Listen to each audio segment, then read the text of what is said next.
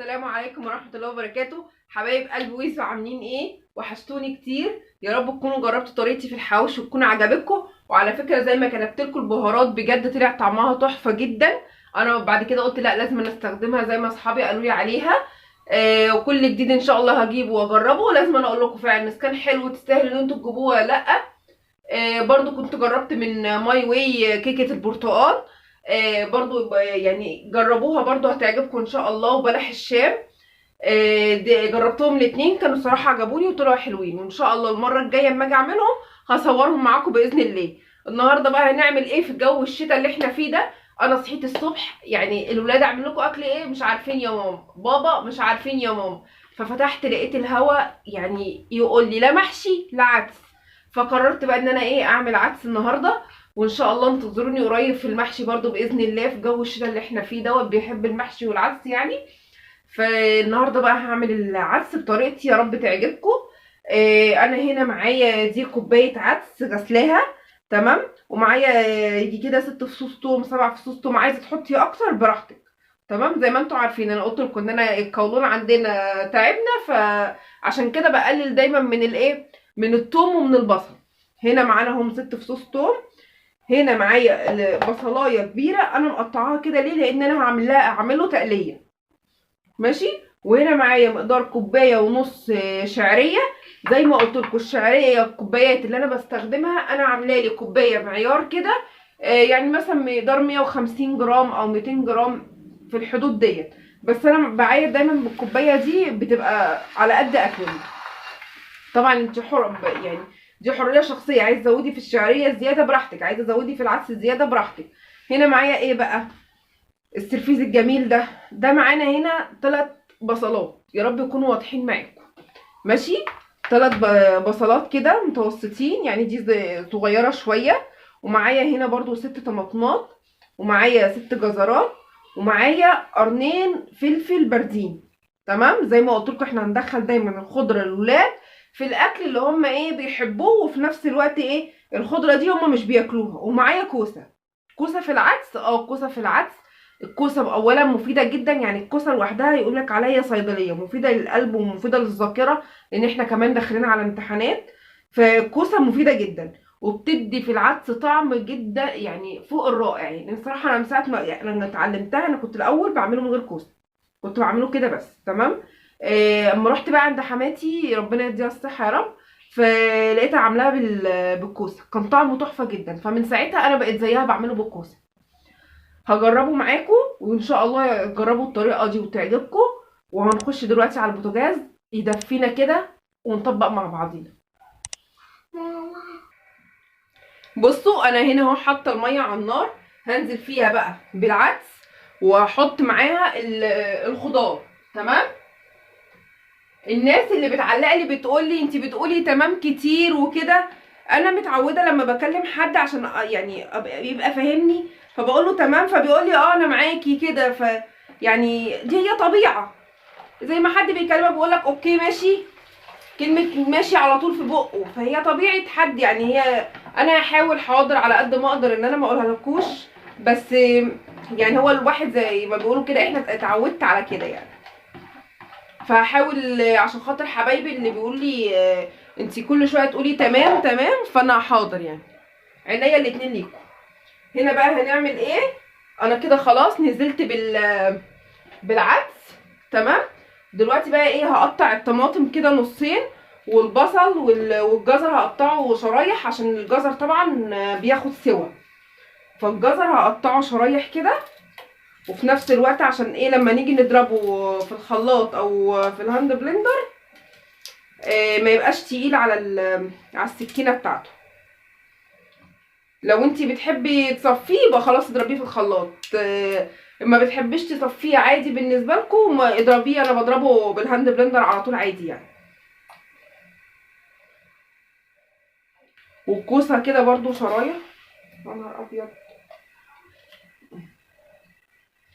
طب انا ههدي النار شويه عشان خاطر الميه اللي عماله تطلع دي. ههدي النار شويه كده.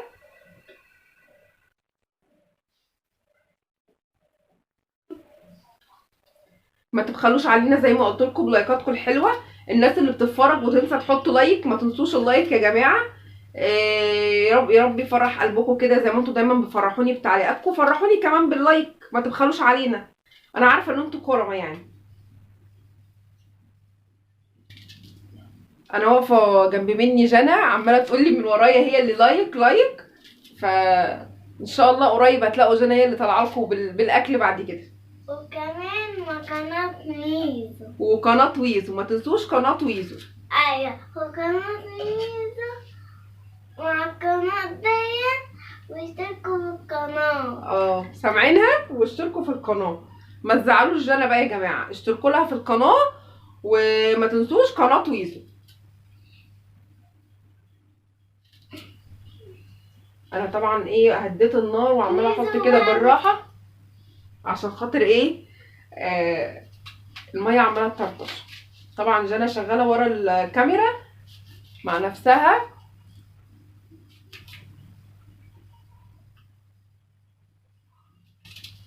ان شاء الله قريب باذن الله برضو هتلاقوني منزلالكوا بقى روتين للكسل بقى.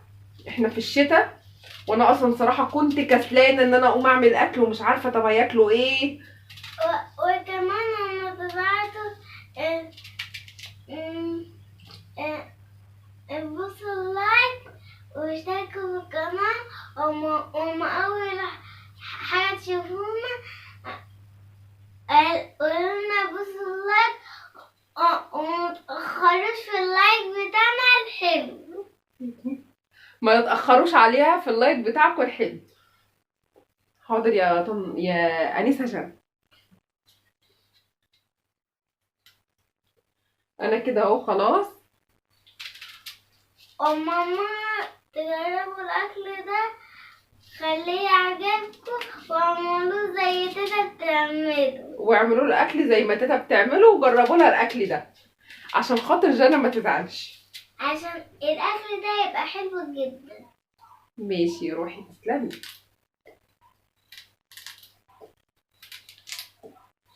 احنا كده اهو خلاص.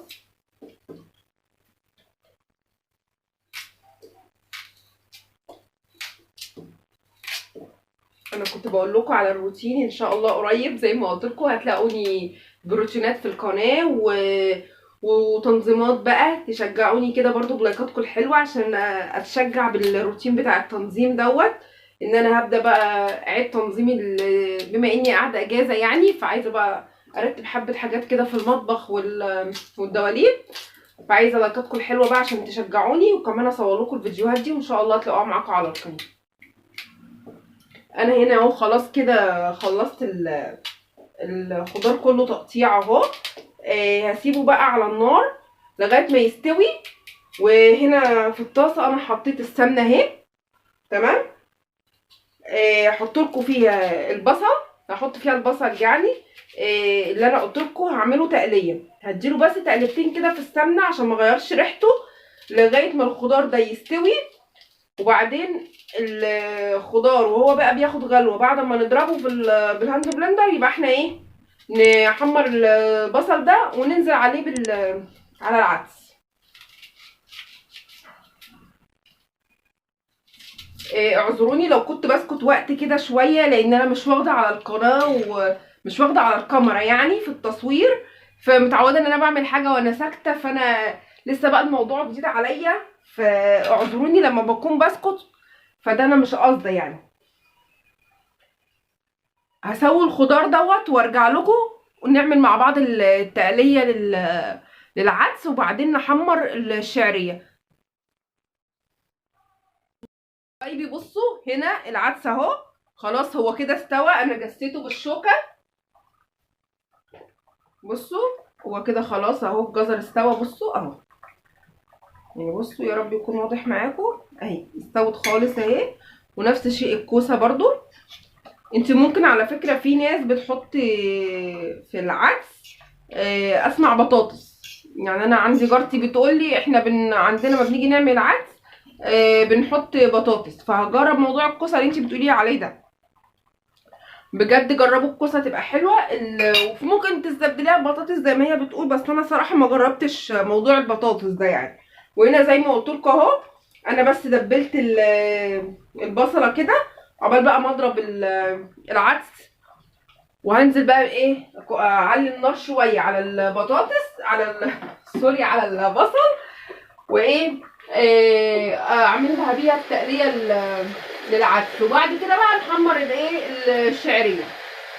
ممكن على فكره تحمري الشعريه الاول وتديها غلوه مع العدس، وبعدين تنزلي بالتقليه. انا دلوقتي ضفت هنا حبه ميه كده وهطفي عليها، لان انا دلوقتي ايه، هضربه بالهاند بلندر كله عشان كله يتفرم كويس. هقفل بس الصوت عشان خاطر الكاميرا، يعني الصوت والكاميرا. هقفل لكم بس يا عم اخلص ضرب، وبعدين ايه هرجع تشوفوا هنكمل ازاي. حبايبي انا هنا بصوا ضربته وعليت عليه النار تاني اهو. بصوا هيبقى، بصوا خفيف كده. عايزه طبعا انت تقليه، هتسيبيه على النار يغلي شويه عشان لو انتوا بتغمزوه او حاجه مش بتعملوه فتة. هتسيبيه على النار يغلي شويه هيتقل معاكي عن كده. انا هنا بقى دلوقتي هبدا اضيف ايه، الملح والكمون وحب معلقه سكر في العدس. سكر في العدس عشان احنا حاطين في العدس طماطم. ماشي. انا هنا الطماطم لما تحطي معاها ملح وهي اصلا بتتسبك او بتغلي بتعمل شويه حرقان كده او حمو، فانت بتحطي سكر ليه؟ عشان خاطر الحرقان او الحمو ده ما يبقاش فيه ولا حرقان ولا حمو معاكي. هي بصوا شعرايه سكر صغيره، تمام؟ يعني بصوا مقدار نص معلقه الشاي بس، عشان مش هتبان معاكي في الطعم ولا حاجه، يعني مش تحسي ان الاكل مسكر مثلا، لا. هي حبه صغيرين كده بس. وطبعا اللي هنحط الكمون، انا حطيت حبه ملح صغيرين. ليه؟ بص الكمون طبعا معلقه كبيره عشان طبعا فيها بصل، والبصل لدام كتير في الاكل بحب ازود في الكمون. ده ما قلتلكوش انا ما كملتش الملح، ما بحطش ملح كتير ليه؟ عشان خاطر انا هنا البهارات بتاعه الماجي دي قريب ان شاء الله برضو هتلاقي الفيديو بتاع البهارات دي بتاعه الماجي، ومن غير ما تحطيها على النار ولا حاجه. انا حاطه فيها ملح، فما مرضتش احط فيها ملح كتير في الاكل عشان خاطر البهارات دي فيها ملح. بعد بقى ما تستوي هندوق الملح بتاعنا عامل ايه. دلوقتي بقى هنسيبه يغلي مع بعض، وهنزود ايه النار بقى على البصل، وبعدين نحمر الشعريه مع بعض. بصوا هي بدأت تغلي. ههدي النار بس عليها شويه عشان خاطر ايه، الشعريه عايزاها تاخد غلوه معاها. هنا دلوقتي اهو علينا النار على التقليه.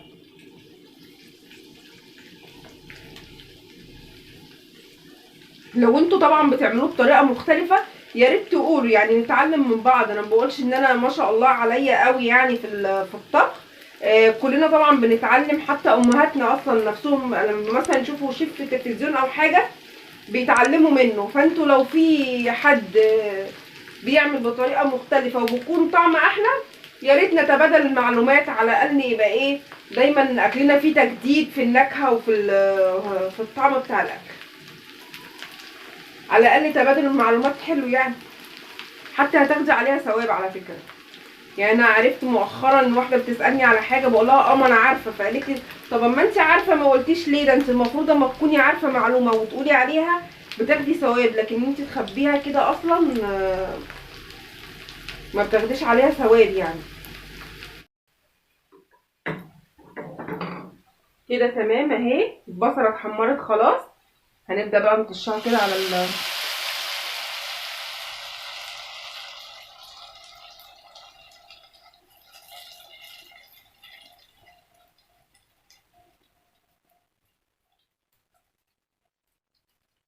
دلوقتي هنعمل ايه؟ دلوقتي هنحمر الشعريه.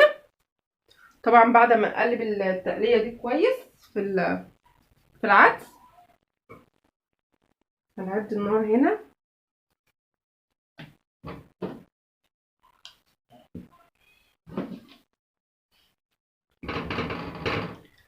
دلوقتي بقى نحمر الشعريه زي ما قلت لكم. بس طبعا الشعريه انا هحمرها في طاسه اكبر شويه، عشان خاطر دي كميه اكتر شويه من البصل، فالطاسه دي هتبقى صغيره معايا شويه. فانا مثلا هاخد هنا كده عشان اعرف ايه اتحكم براحتي. انا بسخن الطاسه تمام. دلوقتي هحط السمنه عشان تسيح، وبعدين احط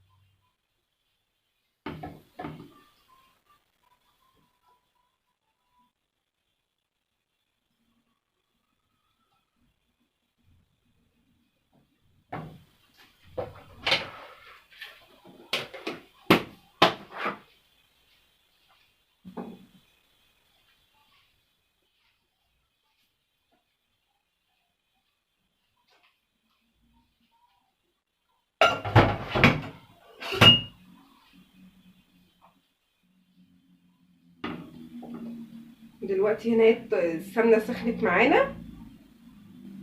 هنستنى بس ما تسخن جامد ودي كمان تسيح، وبعدين هننزل بايه، بالشعريه.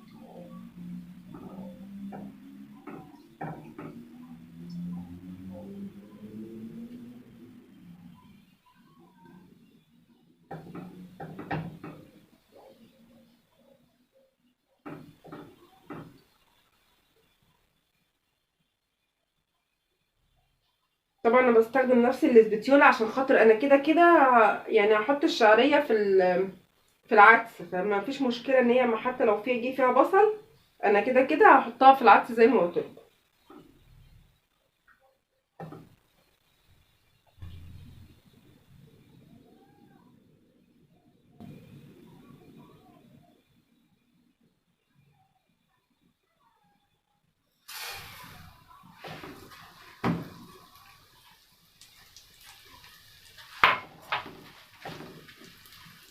طبعا الشعريه لازم يبقى ايدك فيها على طول عشان ما يبقاش الشعريه جنب وجنب. حتى لو بتعملي شعريه حلو اللي هي ملبن دي، يبقى ايدك كده على طول فيها عشان ما تبقاش جنب وجنب. وزي ما قلت لكم برضو الشعريه، مكرونه، لسان عصفور، يعني المنتجات اللي هي المكرونات والحاجات السايبه دي انا بستخدم بلازا حلوه جدا، وفي التحمير كمان حلوه. غير في مكرونه او شعريات تانية كده بتجيبيها نوع سايب، تلاقيها حتى في التحمير شكلها بيبقى غريب، بقى الشعريه تخينه كده يعني شويه وهتبقى سباكيتي صغير.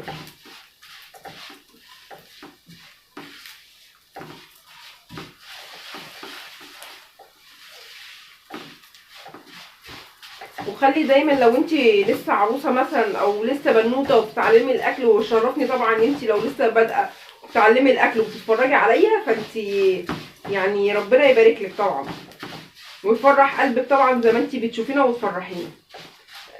ان انت تستخدمي حاجه كبيره معاكي في التقليب. ليه؟ عشان خاطر تتمكني من التقليب الحاجه وهي تطلع معاكي كلها درجه واحده. يعني انا لو كنت استخدمت الشعريه، انا من ساعه ما بدات ان انا اعمل اكل وانا متعوده على كده، ان انا باخد راحتي مثلا في الحله الكبيره دي عشان اطلعها كلها درجه واحده. مش مهم تستخدمي حله كبيره من مقاس وتوسخيها، بس المهم ان انت تطلعي الحاجه ما يبقاش الشعريه درجه ودرجه او المكرونه درجه ودرجه. الا اذا بقى لو هتحمري مثلا كميه كبيره وتسكنيها وتاخدي منها على القد، مثلا زي ما بتعملي كده في رمضان. طبعا الناس اللي بيشتغلوا دايما معظم، وانا من ضمنهم واحده، بعمل كده، بجهز الحاجات دي في رمضان ان انا باجي يا دوبك بطبق على البوتاجاز بس.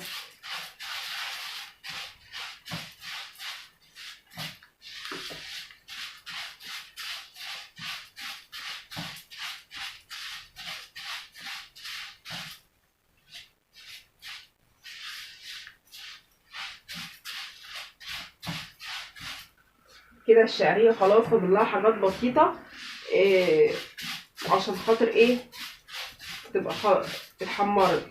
اقل من كده تبقى فاتحه شويه عن كده هتجيب النشا بتاعها في العدس زي الصنعصفور كده، لو سبتيه فاتح شويه تلاقيه جاب النشا بتاعته في الشوربه. لازم تحمريه درجه معينه عشان خاطر ما يجيبش النشا، يعني احنا كده كفايه خلاص تمام. بسم الله الرحمن الرحيم. لما تحمريه زياده بيغمق الحاجه ويطلع معاكي محروق شويه، يعني مش محروق بس بيبقى طعمه طعمه في الاكل باين. حبايبي كده خلاص العدس بتاعنا استوى والشعريه خلاص كمان دبلت في قلب الصنعصفور. دلوقتي انا هوريكم الصوص بتاع الصنعصفور بتاع الصوص العدس. معلش بصوا هو خفيف ماشي، انت عايزه تقليه عن كده زي ما قلتلك اغليه شويه على النار هتلاقيه تقل معاكي تمام. ممكن تحطيه عايزاه تقيل لو مش هتخففيه ممكن بطاطس ممكن تتقله فعلا هتخليه تقيل شويه عن كده، بس احنا بنحبه اللي هو شوربه كده ان احنا نشربها. او لو حطيتيها وعملتيه عيش محمص او مثلا زي انا كده حمصت عيش وبنقطعه وبحط عليه العدس هيمشي برضو معاكي.